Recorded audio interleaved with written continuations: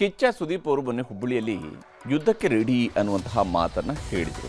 ಈ ಮಾತು ಸುದೀಪ್ ಅವರ ಬಾಯಿಂದ ಬರ್ತಾ ಇದ್ದಂತೆ ದರ್ಶನ್ ಅಭಿಮಾನಿಗಳು ಇದು ತಮ್ಮನ್ನು ಉದ್ದೇಶಿಸಿ ಹೇಳಿದ್ದು ಅನ್ನುವಂತಹ ರೀತಿಯಲ್ಲಿ ಪ್ರತಿಕ್ರಿಯೆ ಕೊಡೋದಕ್ಕೆ ಶುರು ಮಾಡಿದ್ದಾರೆ. ನಮ್ಮ ಬಾಸ್ ದರ್ಶನ್ಗೆ ಹೇಳಿದ್ದು ಅಂತೇಳಿ ಸೋಷಿಯಲ್ ಮೀಡಿಯಾದಲ್ಲೂ ಕೂಡ ಅವರು ಸಮರ ಸಾರಿದ್ದಾರೆ. ಇನ್ನೊಂದು ಕಡೆ ಸುದೀಪ್ ಫ್ಯಾನ್ಸ್ ದರ್ಶನ್ ಫ್ಯಾನ್ಸ್ ವಿರುದ್ಧ ಸಾಮಾಜಿಕ ಜಾಲತಾಣಗಳಲ್ಲಿ ಸವಾಲು ಹಾಕ್ತಾ ಇದ್ದು ಮತ್ತೆ ಫ್ಯಾನ್ಸ್ ವಾರ್ ಒಂದು ಕಡೆ ನಡೀತಾ ಇದ್ರೆ ಇತ್ತ ಸುದೀಪ್ ಅವರ ಕಡೆಯಿಂದ ಸುದೀಪ್ ಅವ್ರ ನೇರವಾಗಿ ಯಾವುದೇ ವಿಚಾರಗಳನ್ನು ಕೇಳಕ್ಕೆ ಹೋಗದೇ ಇದ್ದರೂ ಕೂಡ ರಾಜು ಗೌಡರು ಮಾತನಾಡಿದರೆ ಅದು ಯಾವುದೇ ಫ್ಯಾನ್ ವಾರ್ ವಿಚಾರಗಳಲ್ಲ, ಯಾವುದೇ ನಟನ ಬಗ್ಗೆ ಹೇಳಿದ್ದಲ್ಲ, ಅವು ಕೇವಲ ಒಂದು ಪೈರಸಿ ವಿಚಾರಕ್ಕೆ ಸಂಬಂಧಪಟ್ಟಂತೆ ಆಡಿರುವಂತಹ ಮಾತು ಅಂತ ಹೇಳುವ ಸ್ಪಷ್ಟನೆಯೂ ಕೂಡ ಸಿಕ್ಕಿದೆ. ಒಂದು ಪಡೆ ಯುದ್ಧಕ್ಕೆ ರೆಡಿ ಆಗ್ತಾ ಇದೆ. ಈ ವೇದಿಕೆ ಮೇಲಿಂದ ಹೇಳ್ತಾ ಇದ್ದೀನಿ, ಯುದ್ಧಕ್ಕೆ ಸಿದ್ಧ. ಮತ್ತಲ್ಲಿದ್ರು ಸಸ್ಪೆನ್ಷನ್ ಇದ್ರು ಡ್ಯೂಟಿಲೇ ಇರ್ತಾರೆ.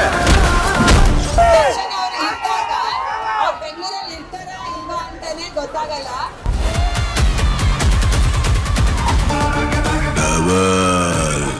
ಸ್ಯಾಂಡಲ್ವುಡ್ನಲ್ಲಿ ಈ ಫ್ಯಾನ್ಸ್ ವಾರ್ ಸ್ಟಾರ್ ವಾರ್ ಅನ್ನೋದು ಹೊಸತಲ್ಲ. ಅಣ್ಣವರ ಕಾಲದಿಂದಲೂ ಇದ್ದಿದ್ದೆ. ಆದ್ರೆ ದೊಡ್ಡವರು ಅನಿಸಿಕೊಂಡವರು ಯಾವತ್ತೂ ಇದಕ್ಕೆ ತಲೆ ಹಾಕಿರ್ಲಿಲ್ಲ. ಚಂದನವನ ಅನ್ನೋದು ಗಂಧದ ಗುಡಿಯಂತಿರಬೇಕು ಅಂತ ನೀರೆರೆದು ಬೆಳೆಸಿದ್ರು. ಆದ್ರೀಗ ಫ್ಯಾನ್ಸ್ ವಾರ್ ಮಿತಿ ಮೀರಿ ಹೋಗಿದೆ.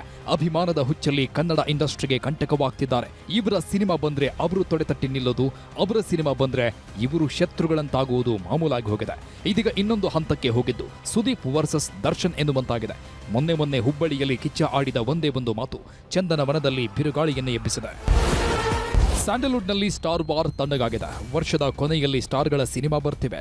ಹೀಗಾಗಿ ಜನ ಥಿಯೇಟರ್ನತ್ತ ನುಗ್ಗಿ ಬರ್ತಾರೆ. ಬಾಕ್ಸ್ ಆಫೀಸ್ ಕೂಡ ತುಂಬಿ ತುಳುಕುತ್ತೆ ಎನ್ನುವಾಗಲೇ ಸ್ಟಾರ್ ವಾರ್ ಶುರುವಾಗಿದೆ.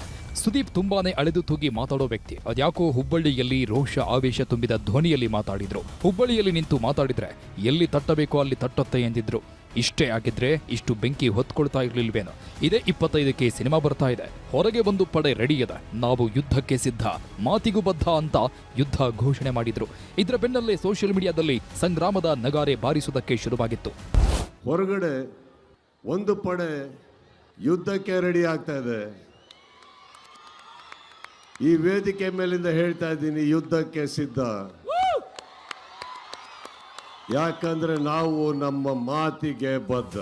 ಯುದ್ಧದ ಮಾತು ಧಗಧಗಿಸ್ತಾ ಇರೋ ಹೊತ್ತಲ್ಲೇ ದಾವಣಗೆರೆಯಲ್ಲಿ ವಿಜಯಲಕ್ಷ್ಮಿ ಸಹ ರಿಯಾಕ್ಟ್ ಮಾಡಿದ್ರು. ದರ್ಶನ್ ಇಲ್ಲದೆ ಇರುವಾಗ ಕೆಲವೊಬ್ರು ಏನೇನೋ ಮಾತಾಡ್ತಾರೆ, ವೇದಿಕೆ ಮೇಲೆ ಚಾನೆಲ್ಗಳಲ್ಲಿ ಕೂತ್ಕೊಂಡು ಮಾತಾಡ್ತಾರೆ. ಆದ್ರೆ ದರ್ಶನ್ ಹೊರಗಡೆ ಇದ್ದಾಗ ಅವರೆಲ್ಲ ಬೆಂಗಳೂರಲ್ಲಿ ಇರ್ತಾರೋ ಇಲ್ವೋ ಗೊತ್ತಾಗಲ್ಲ ಎಂದಿದ್ರು. ಇಲ್ಲಿಂದಲೇ ನೋಡಿ ಸ್ಟಾರ್ ವಾರ್ ಅನ್ನೋದು ಇನ್ನೊಂದು ಹಂತಕ್ಕೆ ಹೋಗಿ ನಿಂತಿರೋದು.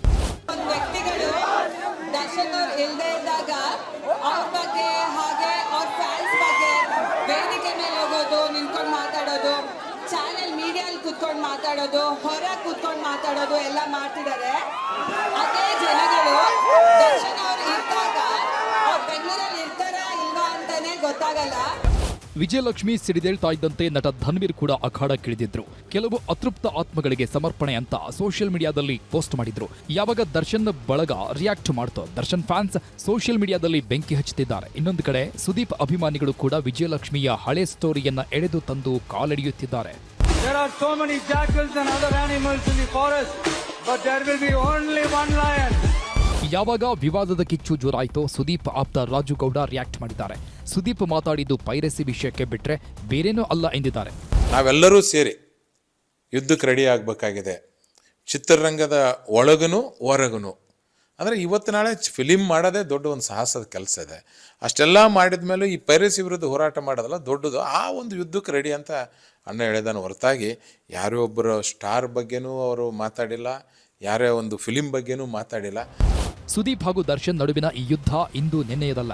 ಇಬ್ಬರು ಕೂಡ ಒಟ್ಟೊಟ್ಟಿಗೆ ಸಿನಿ ಜರ್ನಿ ಆರಂಭಿಸಿದವರು. ಸುದೀಪ್ರ ಆಟೋಗ್ರಾಫ್ ಎದುರು ದರ್ಶನರ ಸುಂಟರಗಾಳಿ ಬಂದಿತ್ತು. ಸುದೀಪ್ರ ಗೂಳಿ ರಿಲೀಸ್ ಆದಾಗ ದರ್ಶನ್ ನಟನೆಯ ಗಜ ಸಿನಿಮಾ ಬಂದಿತ್ತು. ಆಗ ಇಬ್ಬರ ಸಿನಿಮಾಗಳು ಗಲ್ಲಾಪೆಟ್ಟಿಗೆಯಲ್ಲಿ ಸದ್ದು ಮಾಡಿದ್ವು. ಆದರೆ ಸಾರ್ವಜನಿಕವಾಗಿ ಮೈಮನಸ್ಸು ತೋರಿಸಿಕೊಂಡಿರಲಿಲ್ಲ. ವಿಜಯಲಕ್ಷ್ಮಿಗೆ ಹೊಡೆದು ದರ್ಶನ್ ಜೈಲು ಸೇರಿದಾಗ ಇದೇ ಸುದೀಪ್ ಬೆನ್ನಿಗೆ ನಿಂತಿದ್ರು. ಇಲ್ಲಿಂದ ದರ್ಶನ್ ಹಾಗೂ ಸುದೀಪ್ ಕುಚುಕುಗಳಾಗಿದ್ರು. ಆದ್ರೆ ಆಮೇಲೆ ಅದೇನಾಯ್ತೋ ಗೊತ್ತಿಲ್ಲ. 2017ರಲ್ಲಿ ಸ್ವತಃ ದರ್ಶನ್ ಟ್ವೀಟ್ ಮಾಡಿ ನಾವಿಬ್ಬರು ಸ್ನೇಹಿತರಲ್ಲ ಎಂದಿದ್ರು. ಅಂದಿನಿಂದ ಈ ಇಬ್ಬರು ನಡುವಿನ ಸ್ಟಾರ್ ವಾರ್ ನಡೀತಾನೆ ಇದೆ. ಇದೀಗ ಇದು ಇನ್ನಷ್ಟು ತಾರಕಕ್ಕೇರಿದೆ. Film bureau, news 18 Bengaluru.